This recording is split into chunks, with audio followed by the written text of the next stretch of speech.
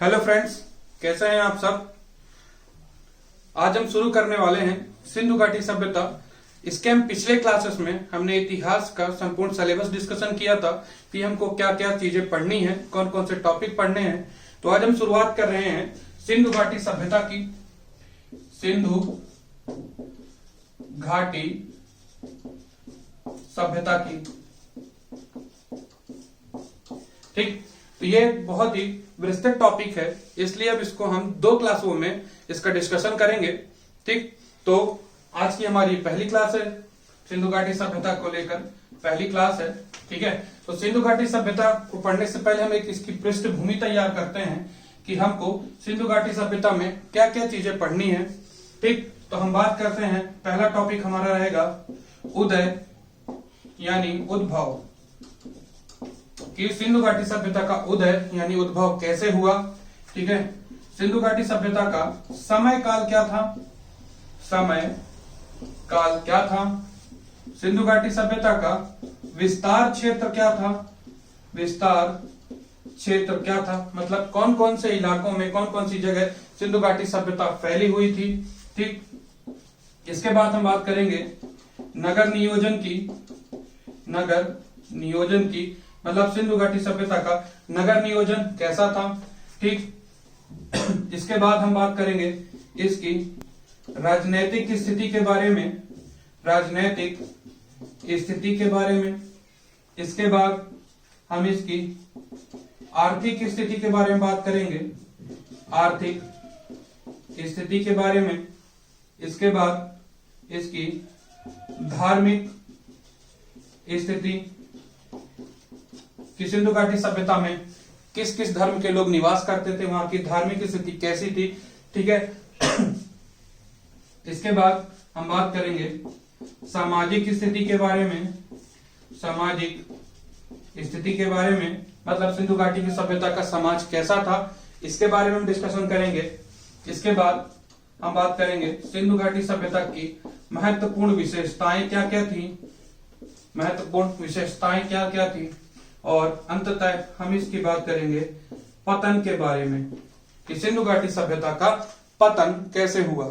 तो friends, start करते हैं आज का अपना पहला टॉपिक सिंधु घाटी सभ्यता में उदय और उद्भव। तो जैसा आप सब जानते हैं कि सिंधु घाटी सभ्यता बहुत ही विशाल और विस्तृत सभ्यता थी, पर क्या सिंधु घाटी सभ्यता का उदय एक साथ हुआ क्या? नहीं, क्योंकि किसी भी सभ्यता की बात करें तो इसका या उद्भव या उदय एक साथ नहीं हो सकता। यह प्राचीनतम जो हमारी सभ्यताएं थी, मतलब सिंधु घाटी सभ्यता के पहले की जो सभ्यताएं थी, उन्हीं का विस्तृत रूप है। जैसे कौन कौन सी सभ्यताएं, जैसे जो हमारी जारवे संस्कृति थी, जो महाराष्ट्र के इलाके में फैली हुई थी, ठीक है। मालवा संस्कृति की बात करें जो हमारे मध्य प्रदेश के इलाके में थी, ठीक। इसके बाद में हम जावरे की बात करें जो राजस्थान के इलाके में फैली थी, ठीक है। और भी बहुत सारी सभ्यताएं थी, जैसे यानी हमारी ताम्रपाषाण कालीन जो हमारी सभ्यता थी, इसी का विस्तृत रूप है, ठीक। मतलब इन सारी सभ्यताओं का विस्तृत रूप ही क्या कहलाया? सिंधु घाटी सभ्यता, ठीक फ्रेंड्स। तो सिंधु घाटी सभ्यता इस तरह निर्मित हुई, ठीक। अब हम बात करते हैं कि ये सिंधु घाटी सभ्यता, जैसा हमने पहले ही डिस्कशन किया, ये कोई तात्कालिक प्रभाव नहीं था, बल्कि प्राचीन सभ्यता, मतलब इसके पहले की सभ्यताओं का विस्तृत रूप था या मिला जुला रूप था, ठीक फ्रेंड्स। अब हम बात करते हैं इसके समय काल की, किसके? सिंधु घाटी सभ्यता का समय काल। तो बहुत से इतिहासकारों ने इसके अलग अलग समय की अवधारणा दी है, ठीक है।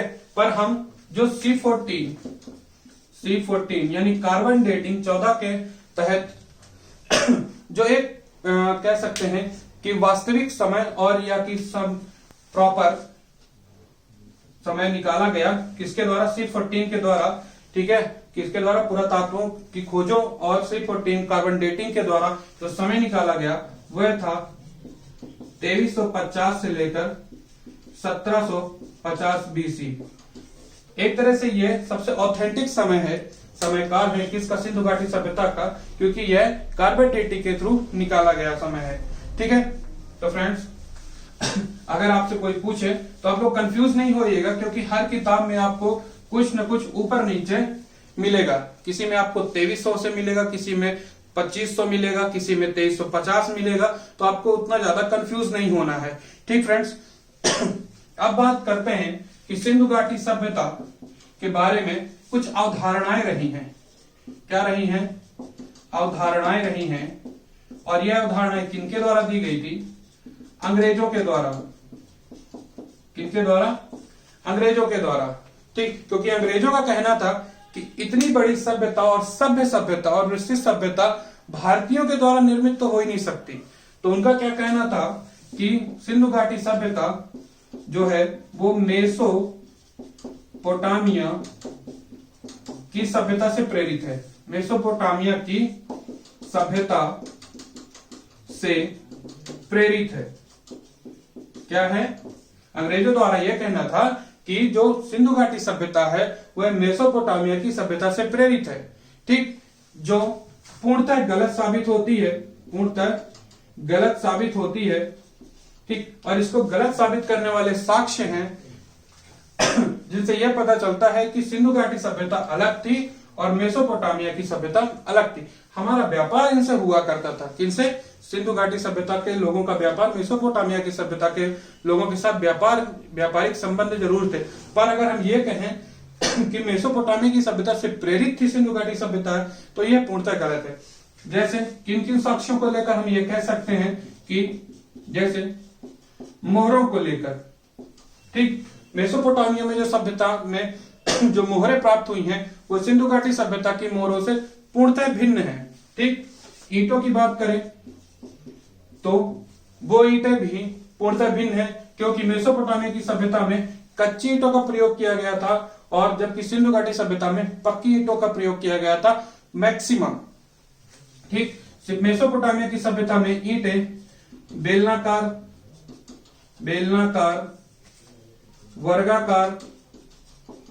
वर्गाकार प्राप्त हुई हैं, जबकि सिंधु घाटी सभ्यता में इस प्रकार की ईंटों के कोई साक्ष्य प्राप्त नहीं हुए। ठीक, फिर हम बात करें नगर में यानी निर्माण, तो जो नगर निर्माण था वो मेसोपोटामिया की सभ्यता में और सिंधु घाटी की सभ्यता में भिन्न भिन्न था। ठीक है, यहां की हम बात करें मृदभांडों की, किसकी? मृदभांडों की, मतलब मिट्टी के द्वारा बनाए गए बर्तन। तो सिंधु घाटी सभ्यता में मोस्टली जो काले पत्थर और काली मिट्टी और लाल मिट्टी के बनाए हुए मृदभांड थे, जबकि मेसोपोटामिया की सभ्यता में जो मृदभांड प्राप्त हुए हैं वो अधिकतम अलंकृत हैं और काली मिट्टी के बने हुए हैं। ठीक फ्रेंड्स, तो इन सब चीजों को लेकर हम ये फ्रेंड्स, तो इन सब सारी चीजों को लेकर हम ये कह सकते हैं कि जो सिंधु घाटी सभ्यता थी वो मेसोपोटामिया की सभ्यता से प्रेरित नहीं थी। ठीक, एक और अवधारणा अंग्रेजों द्वारा दी गई कि यह आर्यों द्वारा निर्मित सभ्यता है। आर्यों द्वारा निर्मित सभ्यता है, जो कि पूर्णतः गलत है। क्यों? क्योंकि आर्य जो थे वो मध्य एशिया से भारत आए थे। मध्य एशिया से भारत आए थे।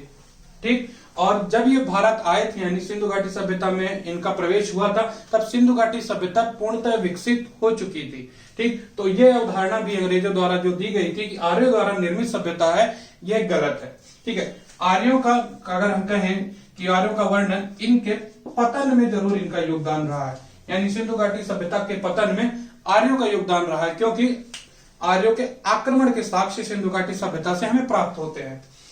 ठीक फ्रेंड्स, तो ये कुछ अवधारणाएं थी जो अंग्रेजों द्वारा दी गई थी कि सिंधु घाटी जो सभ्यता है इतनी विस्तृत और विशाल सभ्यता है और इतनी सभ्य सभ्यता है, ये भारतीयों द्वारा निर्मित हो ही नहीं सकती। तो जो इतिहासकारों और पुरातात्विकविद द्वारा प्राप्त अवशेषों से यह खंडित होती है। ठीक फ्रेंड्स, अब हम बात करते हैं सिंधु घाटी सभ्यता के विस्तार क्षेत्र की बारे में। क्या? विस्तार क्षेत्र कि सिंधु घाटी सभ्यता का विस्तार कहां था। ठीक, जैसा आप सबको पता है कि सिंधु घाटी सभ्यता का विस्तार क्षेत्र बहुत ही व्यापक था, फिर भी हम एक तरीके से देखते हैं कि पूर्व से पश्चिम और उत्तर से दक्षिण के अंतिम इलाके जहां तक सिंधु घाटी सभ्यता के साक्ष्य प्राप्त हुए हैं वो कौन कौन से इलाके थे। ठीक है, अंतिम इलाके, जैसे हम उत्तर की बात करें तो उत्तर में मांडा एक जगह है जो जम्मू कश्मीर में है और चेनाब नदी के तट तक हमें सिंधु घाटी सभ्यता के साक्ष्य प्राप्त हुए हैं। ठीक, हम दक्षिण की बात करें तो दक्षिण में दैमाबाद जो महाराष्ट्र का इलाका है, ठीक, किसका, महाराष्ट्र का इलाका है, और गोदावरी नदी तक, गोदावरी नदी के तट तक हमें सिंधु घाटी सभ्यता के साक्ष्य प्राप्त हुए हैं। ठीक, अभी हम पूर्व की बात करें तो पूर्व में आलमगीरपुर, ठीक, जो वर्तमान में मेरठ यानी यूपी में आता है। कहां आता है, मेरठ यूपी में आता है, और यह हिंडन नदी के तट तक था। कहां तक, हिंडन नदी के तट तक था। ठीक, अब हम पश्चिम की बात करें तो पश्चिम में यह सुतका गेंडोर के क्षेत्र तक फैला हुई सभ्यता थी, जो वर्तमान में पाकिस्तान के इलाके में आता है, और यह दास्क नदी के तट पर, इसका पश्चिमी का क्षेत्र दास नदी के तट तक प्राप्त हुआ। तो जैसा आपने देखा कि यह हमारी सभ्यता बहुत ही विस्तृत थी, मतलब पूर्व पश्चिम उत्तर दक्षिण चारों तरफ ये सभ्यता फैली हुई थी। तो एक अगर हम अनुमान लगाए जाएं कि पूर्व से पश्चिम और उत्तर से दक्षिण इसका क्षेत्र कितना था, तो पूर्व से पश्चिम की बात करें तो लगभग 1600 किलोमीटर, और उत्तर से दक्षिण की बात करें तो लगभग 1400 किलोमीटर के क्षेत्र में यह सभ्यता फैली हुई थी। ठीक, तो आप देख ही रहे होंगे कि इनका क्षेत्रफल अगर निकाले तो कितना होता है, 1400 और 1600 वर्ग किलोमीटर, यानी बहुत बड़ा व्यापक क्षेत्र था किसका, सिंधु घाटी सभ्यता का। ठीक, अभी यही हम वर्तमान की बात करें तो वर्तमान में कौन कौन से क्षेत्र आता है, तो वर्तमान में इसकी हम बात करें, फ्रेंड्स मैं इसको थोड़ा सा रब कर देता हूं। ठीक, तो हम वर्तमान में अगर हम इसकी बात करें तो वर्तमान में ये हमारे पाकिस्तान का सिंध क्षेत्र, हमारे पंजाब का कुछ भाग, ठीक, अफगानिस्तान, ठीक, बलूचिस्तान, इन सभी क्षेत्रों तक सिंधु घाटी सभ्यता का विस्तार रहा है। ठीक, अभी हम देखें कि अगर हम भारत में वर्तमान में कहां कहां तक थी, तो गुजरात, राजस्थान, हरियाणा, पंजाब, ठीक, इन सब क्षेत्रों में विस्तृत रूप से सिंधु घाटी सभ्यता के साक्ष्य प्राप्त हुए हैं, जिससे हम ये कह सकते हैं कि सिंधु घाटी सभ्यता का विस्तार व्यापक तौर पर था। ठीक है, अभी तक सिंधु घाटी सभ्यता के लगभग 2800 से ज्यादा क्षेत्र खोजे जा चुके हैं। कितने, 2800 से ज्यादा क्षेत्र खोजे जा चुके हैं। ठीक फ्रेंड्स, अब हम बात करते हैं कि सिंधु घाटी सभ्यता के कुछ उपनाम हैं। क्या हैं उपनाम, जो इनके जगहों के नाम पर दिए गए हैं। जैसे सिंधु घाटी सभ्यता, ठीक, क्योंकि सिंधु नदी के तट पर, यानी सिंधु नदी का जो प्रवाह क्षेत्र था उसके तटीय क्षेत्र में सिंधु घाटी सभ्यता का विस्तार था। ठीक, उपनाम की बात करें, इसको हड़प्पा सभ्यता भी कहते हैं। क्यों, क्योंकि वर्तमान पाकिस्तान के हड़प्पा क्षेत्र तक फैली हुई थी। ठीक है, और पहली खुदाई यहीं पर की गई थी, यानी हड़प्पा क्षेत्र पर ही की गई थी। ठीक, इसको प्रथम नगरीय सभ्यता का भी दर्जा दिया जाता है। ठीक, फर्स्ट अर्बनाइजेशन। ठीक, और इंग्लिश में इसे कहते हैं इंडस वैली सिविलाइजेशन, ठीक, इंडस वैली सिविलाइजेशन। तो ये कुछ उपनाम है जो सिंधु घाटी सभ्यता के हैं, ठीक, जैसे हमने बताया हड़प्पा, ठीक, प्रथम नगरीय सभ्यता, इंडस वैली सिविलाइजेशन। ठीक फ्रेंड्स, अब बात करते हैं हम इसकी खोज की, किसकी, सिंधु घाटी सभ्यता की खोज। ठीक, तो आप सब जानते होंगे कि सन 1921 में, सन 1921 में राय बहादुर दयाराम साहनी जी के द्वारा सिंधु घाटी सभ्यता की खोज हुई थी। इन्होंने हड़प्पा शहर खोजा था। कौन सा? हड़प्पा शहर खोजा था, इसलिए सिंधु घाटी सभ्यता को हड़प्पा सभ्यता या हड़प्पन सभ्यता भी कहते हैं। इसका एक और नाम है सिंधु घाटी सभ्यता का, सैंधव सभ्यता। कौन सी? सैंधव सभ्यता। ठीक फ्रेंड्स, 1921 में किसने खोजी थी सिंधु घाटी सभ्यता के यानी हड़प्पा शहर? राय बहादुर दयाराम साहनी जी ने।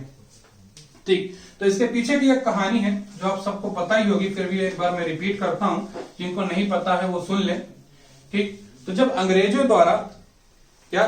द्वारा पाकिस्तान के इलाके में, ठीक, रेल लाइन का विस्तार किया जा रहा था, रेल लाइन बिछाई जा रही थी, तो आज वर्तमान में आपने देखा होगा कि दो पटरियों के बीच में क्या होता है, एक पिलर टाइप का यानी सीमेंटेड पिलर बनाया जाता है जिससे पकड़ अच्छी रहती है। ठीक फ्रेंड्स, तो उस टाइम पे ईंटों का प्रयोग किया जाता था। क्या? दो पटरियों के बीच में, ठीक, क्या लगाई जाती थी? ईंटें लगाई जाती थी जिससे मिट्टी में उसकी पकड़ अच्छी बनी रहे। ठीक, तो इन्हीं ईंटों को जब लगाया जा रहा था, कहां? पाकिस्तान वाले क्षेत्र में। ठीक, तो ईंटों की कमी के कारण काम को अवरुद्ध करना पड़ा। ठीक, और ईंटें मंगाई गई। ठीक, तो जब ईंटें मंगाई गई तो जिस क्षेत्र में ईंटों का काम रुका यानी रेल लाइन को बिछाने का काम रुका था, वहां से कुछ ही दूरी पर, ठीक, ईंटों का एक भंडार प्राप्त हुआ, यानी कुछ ईंटें प्राप्त हुई जिनको उपयोग में लाया गया और इसका रेल लाइन का कार्य पूरा किया गया। पर उन ईंटों के साथ साथ ऐसी बहुत सारी चीजें प्राप्त हुई, यानी भौगोलिक चीजें या भौतिक सुख सुविधाओं की चीजें प्राप्त हुई, जिससे एक शंका उत्पन्न हुई, ठीक, कि इस वीरान इलाके में, ठीक, ईंटें तो प्राप्त हुई, वो भी कोई मतलब आश्चर्यजनक वाली बात नहीं थी, पर उसके साथ साथ और भी जो चीजें प्राप्त हुई, उससे क्या हुआ, मन में शंका उत्पन्न हुई। और उस समय भारतीय पुरातात्विक विभाग के महानिर्देशक के रूप में जॉन मार्शल नियुक्त थे। कौन? जॉन मार्शल नियुक्त थे। तो इन्हीं की देखरेख में सन 1921 में राय बहादुर दयाराम साहनी जी ने खोज यानी खुदाई की और एक विशाल शहर की प्राप्ति हुई, जिसे नाम दिया गया क्या? हड़प्पा।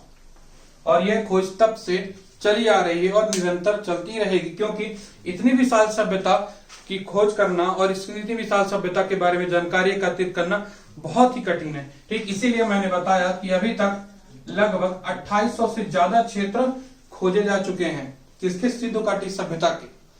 ठीक फ्रेंड्स, तो ये खोज के बारे में जैसा मैंने बताया कि इसकी खोज किसने की थी? राय बहादुर दयाराम साहनी जी ने सन 1921 में। ठीक फ्रेंड्स,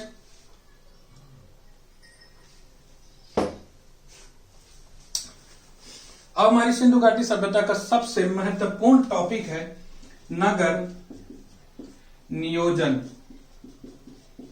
क्या? नगर नियोजन। ठीक, क्यों ये इतना महत्वपूर्ण है, इंपॉर्टेंट है? क्योंकि हम सिंधु घाटी सभ्यता को क्या कहते हैं? प्रथम नगरीय सभ्यता। ठीक, तो हम ये देखेंगे कि इनके नगर नियोजन में ऐसी क्या क्या खास बातें थी, क्या क्या विशेषताएं थी, जिनके कारण हम सिंधु घाटी सभ्यता को प्रथम नगरीय सभ्यता का दर्जा देते हैं। ठीक फ्रेंड्स,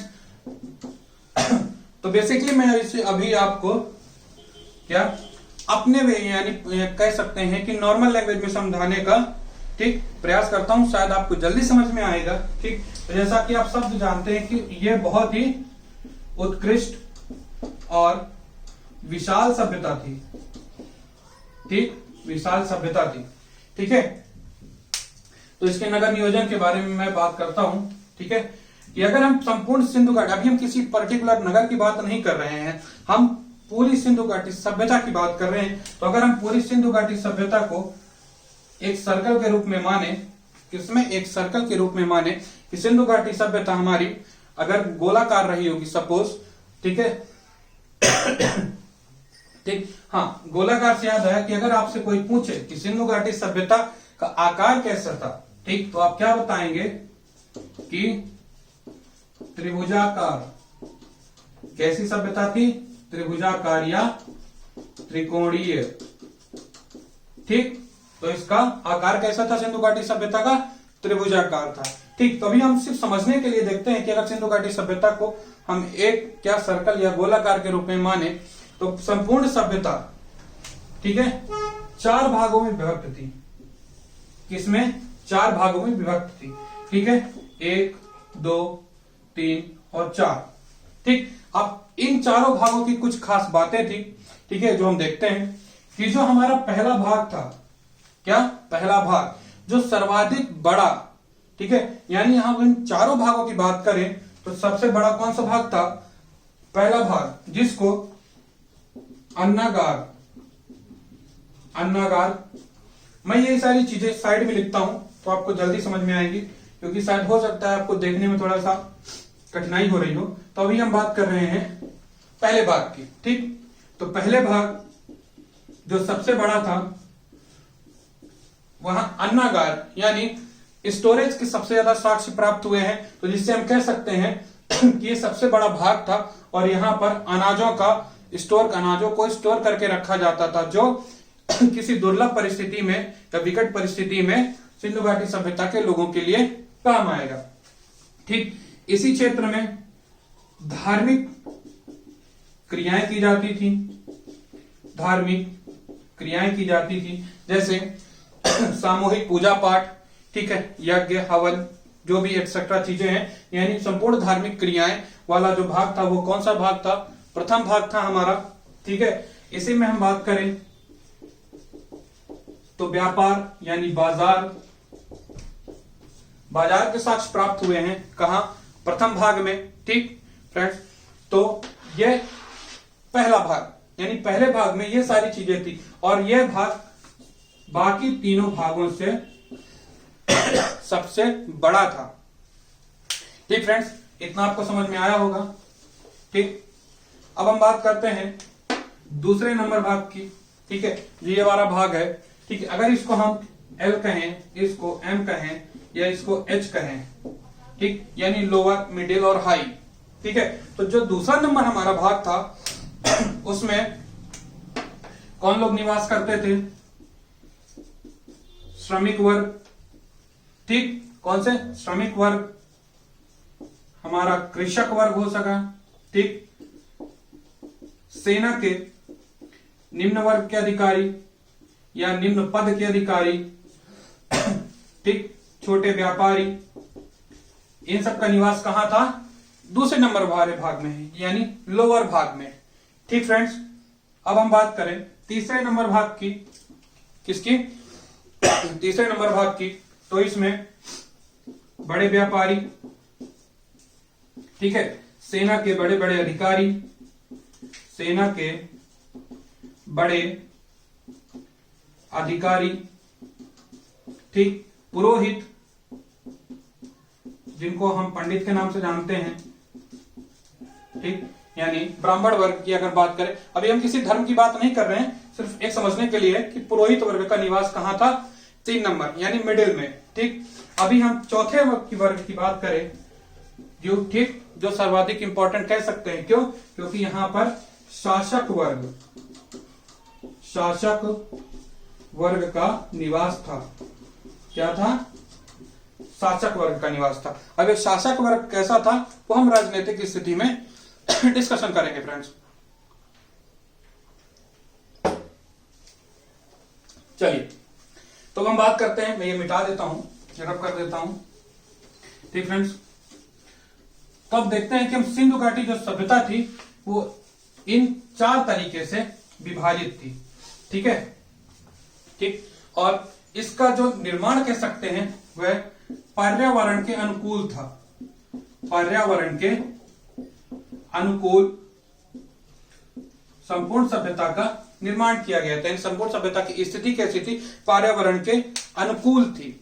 ठीक फ्रेंड्स, अब हम बात करते हैं कि ये जो मैंने 4 भागों में इसको डिवाइड किया है, ठीक, तो ये क्या थी? यानी संपूर्ण सभ्यता। ठीक, अगर ये सर्कल को हम एक सभ्यता मानिए, सिंधु घाटी सभ्यता का दर्जा दे, तो संपूर्ण सभ्यता एक रक्षा प्राचीर से ढकी हुई थी। किससे? रक्षा प्राचीर से, रक्षा प्राचीर से ढकी हुई थी, जिसको हम बाउंड्री कह सकते हैं। ठीक, जैसे हम घरों के चारों तरफ बाउंड्री रखते हैं, वैसे ही संपूर्ण सभ्यता के चारों तरफ क्या थी? एक रक्षा प्राचीर। इसका काम क्या हो सकता था कि बाहरी आक्रमणों से सुरक्षा, ठीक, और जंगली जानवरों से, किनसे? जंगली जानवरों से नगरवासियों की सुरक्षा के लिए यह दीवार बनाई गई थी। ठीक, और ये जो हमने 4 भागों में बांटा है, ठीक, तो एक मेन सड़क थी। ठीक, मेन सड़क यानी संपूर्ण सभ्यता, ठीक, को अगर हम सड़कों की बात करें तो संपूर्ण सभ्यता को जो सड़कें थी वो किसमें काटती थी? समकोण में। कैसे? समकोण यानी 90 डिग्री में काटती थी। ठीक, तो ये जो सड़क थी ये सर्वाधिक चौड़ी, क्या? सर्वाधिक चौड़ी, और इसका निर्माण किससे?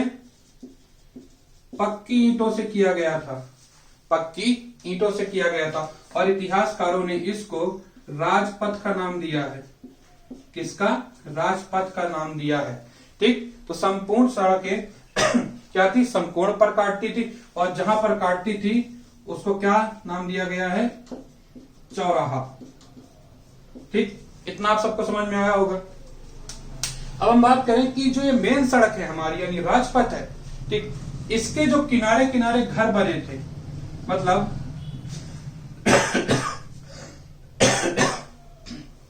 सॉरी फ्रेंड्स, तो ये जो हमारी मेन सड़क थी, इसके जो किनारे किनारे घर बने होते, ठीक, वो क्या थे? इनके जो दरवाजे थे, या कह सकते हैं कि मेन डोर, वो मुख्य सड़क की ओर नहीं खुलते थे, मुख्य सड़क की ओर नहीं खुलते थे। तो कहां खुलते थे? पीछे साइड, यानी सहायक सड़क की ओर। ठीक, कहां पर? सहायक सड़क की ओर। ठीक, संपूर्ण सभ्यता में सड़कों का जाल तो था ही। ठीक है, तो जो घर मेन रोड के किनारे थे उनके दरवाजे मेन सड़क की ओर न खुलकर कहां खुलते थे? सहायक सड़कों के किनारे खुलते थे। ठीक फ्रेंड्स,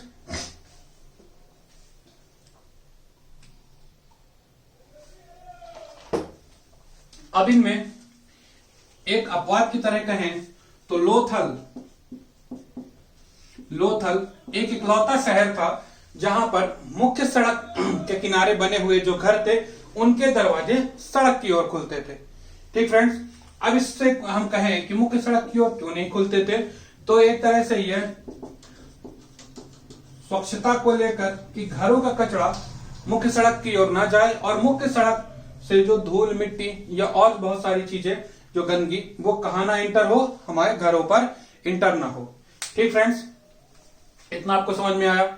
ठीक, अब हम बात करें कि ये जो मुख्य सड़क थी और जो सहायक सड़कें थी, इन सभी सड़कों के साइड से, क्या? सड़कों के साइड से नालियों का निर्माण किया गया था। किसका? नालियों का निर्माण किया गया था। ठीक है, तो ये नालियां मुख्यतः पक्की ईंटों की बनी होती थी। किसकी?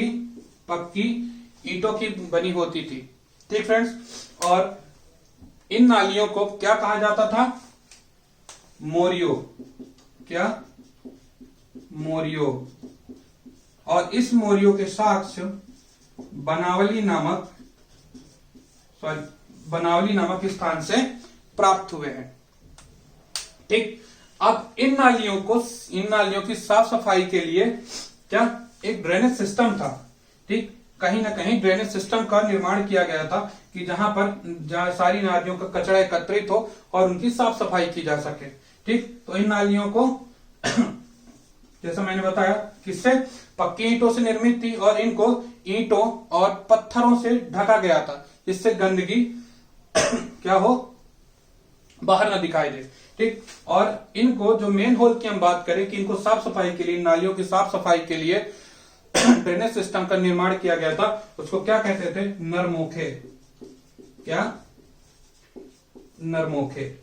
ठीक, तो आप देख सकते हैं कि जो प्रॉपर तरीके से किसी शहर का निर्माण किया जाता है और एक कह सकते हैं कि नगर नियोजन यानी नगर को सुदृढ़ बनाने के लिए जिन जिन सारी चीजों की जरूरत होती है वो सिंधु घाटी सभ्यता में थी। इसीलिए सिंधु घाटी सभ्यता को क्या कहते हैं, प्रथम नगरीय सभ्यता। ठीक, और इन नालियों का जो गंदा पानी था वह शहर के बाहर, कहां, शहर के बाहर एक गड्ढे में एकत्रित कर लिया जाता था और ये जब गड्ढा भर जाता था तो इसको मिट्टी से क्या कर दिया जाता था, पूर्ण कर दिया जाता, यानी बंद कर दिया जाता था। ठीक फ्रेंड्स, अभी हम घरों की बात करें। ठीक, मैं थोड़ा सा इनको रब कर देता हूं, बहुत ज्यादा हो गया बोर्ड पे। तो फ्रेंड्स, हम किसकी बात करें कि ये जो हमारे घर थे, ठीक, इन जो घरों का निर्माण था वह पक्की ईंटों से निर्मित थे। किससे, पक्की ईंटों से इनका निर्माण किया गया था। और संपूर्ण घर, क्या हम सभी घरों की बात करें तो किस पर बेस्ड थे ये, क्या, सुख सुविधाओं को लेकर, यानी सुख सुविधाओं से लैस थे। जैसे इन सभी घरों में स्नानागार, ठीक, रसोई घर, आंगन, कई कमरे, ठीक, शुद्ध हवा और प्रकाश यानी रोशनी के लिए खिड़कियां, इन सभी का निर्माण किया गया था। और कई घर फर्स्ट फ्लोर और सेकंड फ्लोर यानी एक मंजिला और कुछ घर 2 मंजिला से भी निर्मित थे।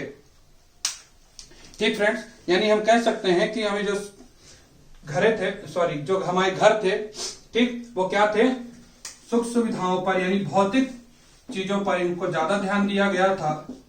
ठीक, और ये संपूर्ण घर अलंकृत नहीं थे।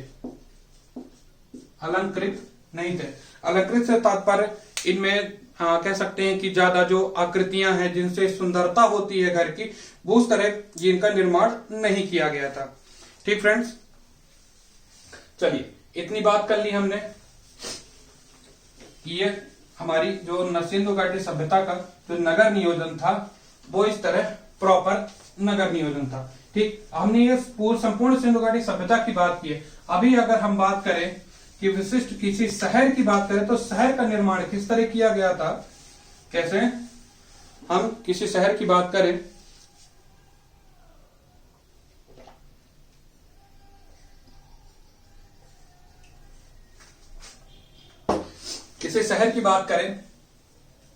तो शहर में घरों का निर्माण कैसा था। ठीक, तो संपूर्ण शहर यानी जितने भी शहर प्राप्त किए गए हैं, ठीक है, मोस्टली 2 भागों में विभक्त किए गए थे। किस तरह, 2 भागों में विभक्त किए गए थे। ठीक है, जिनको हम टीला कहते हैं। क्या, टीला कहते हैं। तो पूर्वी टीला और पश्चिमी टीला। ठीक, यानी हम बात करें जो एक टीला था दूसरे टीले से ऊंचा था, यानी पश्चिमी टीले की बात करें हम तो यह ऊंचा था। मतलब यहां शासक वर्ग निवास करता था और यहां सामान्य वर्ग। ठीक, जैसा हमने पहले ही देख लिया कि शासक वर्ग में क्या कौन कौन आते हैं और सामान्य वर्ग में कौन कौन आते हैं। और दोनों टीले एक सुरक्षा प्राचीर से घिरे होते थे। किससे, सुरक्षा प्राचीर से घिरे होते हैं। ठीक, और इनमें से एक अपवाद है अपना धौलावीरा, धौलावीरा, जिसमें 2 नहीं बल्कि 3 टीले थे। कितने? 3 टीले थे। मतलब हम चाहे हड़प्पा की बात करें, मोहनजोदड़ो की बात करें, मोहनजोदड़ो की बात करें, हड़प्पा की बात करें या किसी और शहर की बात करें, तो संपूर्णतः क्या 2 टीलों में विभक्त थे। पर धौलावीरा एक इकलौता ऐसा टीला था जो 3 भागों में, सॉरी इकलौता ऐसा शहर था जो 3 टीलों में विभाजित था, यानी 3 भागों में विभाजित था। ठीक फ्रेंड्स, आप सब प्लीज कमेंट करके जरूर बताइएगा कि आपको क्लास कैसी लग रही है, समझ में आ रही है सारी चीजें कि नहीं।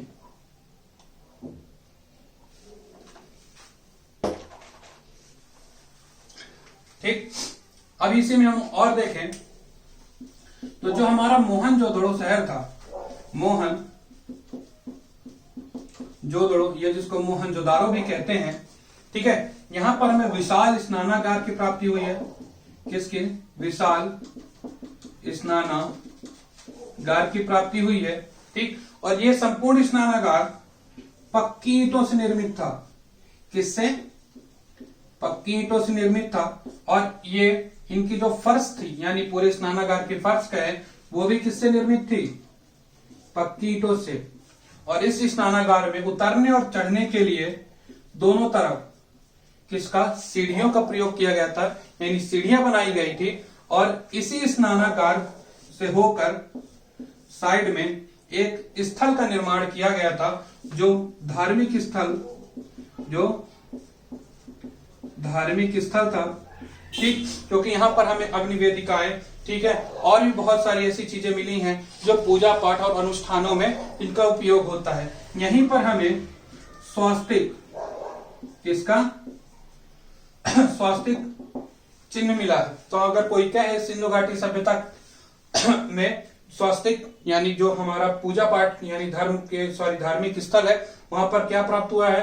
तो स्वास्तिक। और स्वास्तिक किसकी देन है? तो सिंधु घाटी सभ्यता के लोगों की ही देन है। क्या? स्वास्तिक। और इस विशाल स्नानागार को, ये इतना बड़ा था कि विशाल स्नानागार को मार्शल ने, यानी जॉन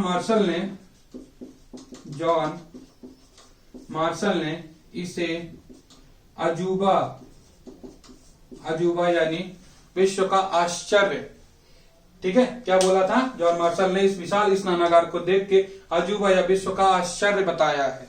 ठीक फ्रेंड्स, और इसी मोहनजोदड़ो शहर में ठीक 6 से ज्यादा ऐसे अन्नागार प्राप्त हुए हैं, मतलब ऐसे स्थल हुए हैं जो सर्वाधिक बड़े हैं और जहां पर अन्नों का भंडारण किया जाता था।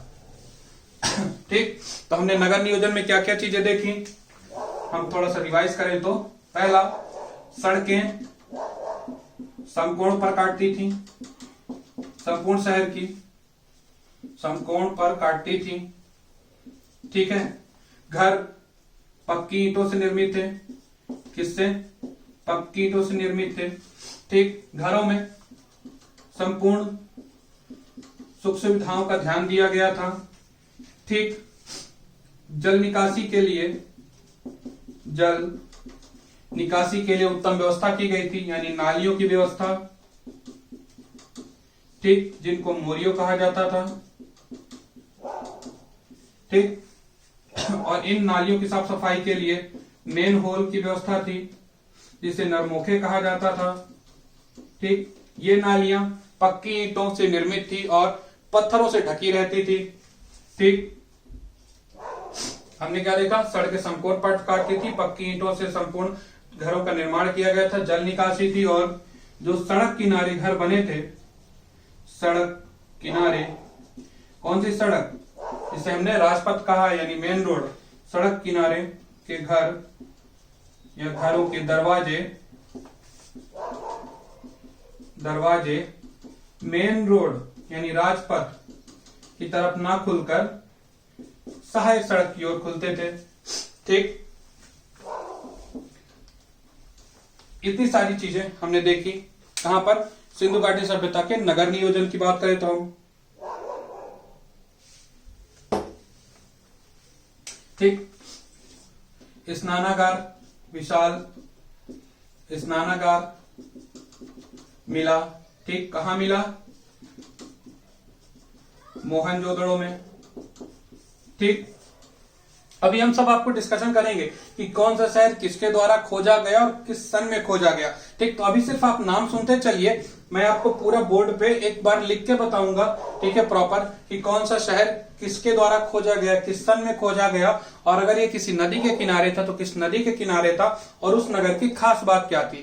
ये सारी चीजें आपको डिस्कशन की जाएंगी, ठीक फ्रेंड्स। और इसी स्नानागार को जॉन मार्शल ने अजूबा कहा है, ठीक। यहां पर 6 से ज्यादा विशाल अन्नागार मिले हैं जो आकार में सर्वाधिक बड़े हैं, ठीक फ्रेंड्स। इस तरह हमारे सिंधु घाटी सभ्यता का नगर नियोजन था, ठीक। तो आप खुद ही समझ गए होंगे कि हम इसे प्रथम नगरीय सभ्यता क्यों कहते हैं, ठीक फ्रेंड्स। आप लोग प्लीज जरूर कमेंट करके बताइएगा कि आपको लेक्चर समझ में आ रहा है, मेरी बातें समझ में आ रही हैं। हो सकता है कि मेरे बोलने का तरीका थोड़ा सा डिफरेंस हो, तो आप लोगों को कम समझ में आ रहा हो, तो प्लीज आप लोग जरूर बताइएगा कमेंट करके, ठीक फ्रेंड्स। अब बात करते हैं हम इसके राजनीतिक स्थिति के बारे में, राजनीतिक स्थिति के बारे में या राजनीतिक संगठन के बारे में, ठीक फ्रेंड्स। तो जैसा हमने देखा कि सारे जो हमारी सिंधु घाटी सभ्यता, ठीक है, जो हमारी सिंधु घाटी सभ्यता थी, इसके नगर नियोजन को देखते हुए, किसको? नगर नियोजन को देखते हुए हम ये कह सकते हैं कि यहां किसी न किसी शासक वर्ग का जरूर सत्ता थी, यानी किसी न किसी शासक वर्ग का निवास यहां जरूर रहा होगा जो एग्जिस्ट करता हो, ठीक। क्यों? क्योंकि प्रॉपर तरीके से सभी घरों का निर्माण, अब ऐसा थोड़ी ना कि कोई सपोज 20 फीट में बना लिया, कोई 40 फीट में बना लिया, नहीं, ठीक। सारे घरों का निर्माण एक व्यवस्थित तरीके से था, ठीक। प्रॉपर साफ सफाई का ध्यान रखा जाता था, सड़कों का ध्यान रखा जाता था, ऐसा नहीं कि कोई कुछ भी बना ले, ठीक। तो इन सब सारी चीजों को देखते हुए व्यापार, वाणिज्य, धर्म, आर्थिक, इन सारी चीजों को देखते हुए हम ये जरूर कह सकते हैं कि सिंधु घाटी सभ्यता में जो शासन था, क्या शासन था, वह कहीं ना कहीं केंद्रीकृत तो रहा होगा, क्या केंद्रीकृत रहा होगा, ठीक। तो जैसा हमने देखा इसको नगर नियोजन को लेकर, तो हम ये कह सकते हैं कि राजनीतिक स्थिति में कि सिंधु घाटी सभ्यता का जो शासन था वो क्या था? केंद्रीकृत था, ठीक। क्योंकि किसी न किसी के द्वारा ये सारी चीजें संचालित होती थी, ठीक। तो अगर हम अभी यही बात इसको थोड़ा सा और आगे बढ़ाएं तो किन के हाथों में सिंधु घाटी सभ्यता का शासन रहा होगा, ठीक। तो अभी हम जब देखेंगे किसमें इसकी आर्थिक स्थिति के बारे में, तो देखेंगे कि यहां पर सर्वाधिक व्यापार और कृषि और पशुपालन, इसका पशुपालन, ठीक। तो संपूर्ण सिंधु घाटी सभ्यता का आर्थिक इन्हीं तीन चीजों पर निर्भर करता था, क्या? व्यापार, कृषि और पशुपालन, ठीक। इनमें से भी व्यापार जो था हमारा उत्तम प्रकृति का था, उत्तम या उत्कृष्ट था। क्यों? क्योंकि हमारा जो व्यापार था, सिंधु घाटी सभ्यता का व्यापार था वो अन्य सभ्यताओं के साथ, और जबकि दूसरे शहरों के साथ भी होता था, यानी एक शहर का दूसरे शहर के साथ व्यापार होता था, और अलग अलग सभ्यताओं के साथ भी सिंधु घाटी सभ्यता के लोगों का व्यापार था। इसलिए हम ये कह सकते हैं कि जो व्यापारी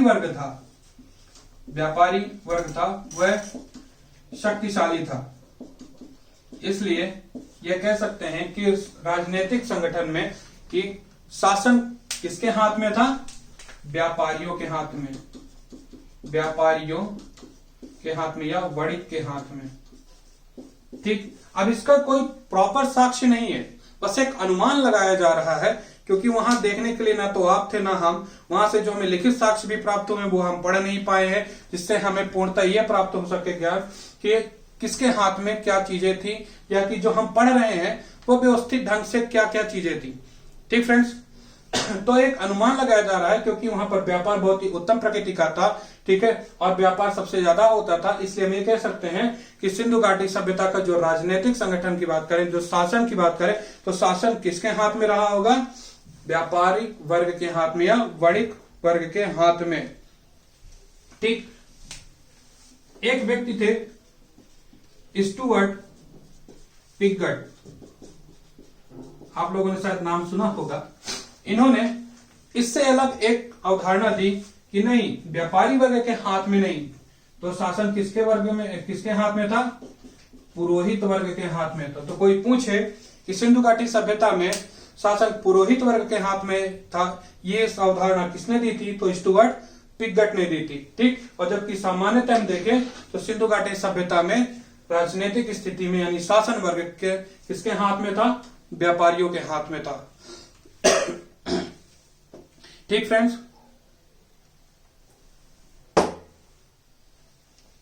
इतनी चीजें आपको समझ में आई होंगी। ठीक, तो फ्रेंड्स अब इसके आगे की क्लास हम नेक्स्ट क्लास यानी आगे की क्लास जो हम है, अगले लेक्चर जो होगा वो इसके आगे की चीजें हम अगले लेक्चर में पढ़ेंगे।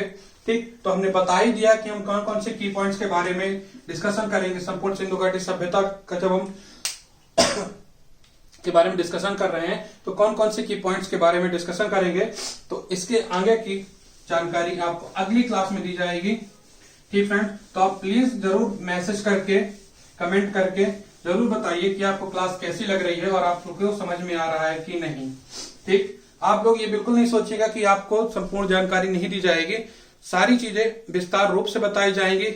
अभी हमने जो शहरों के नाम लिए, उन शहरों की भी खास बातें आपको बताई जाएगी जो इंपॉर्टेंट है। ठीक, उन शहरों का जैसे मैंने पहले ही बता दिया कि उन शहरों की खोज किसने की, कब की और उनकी खास बातें क्या थी, ये सारी चीजें आपको प्रॉपर तरीके से डिस्कशन किया जाएगा। तो फ्रेंड्स, आज की क्लास यहीं पर समाप्त की जाती है। धन्यवाद।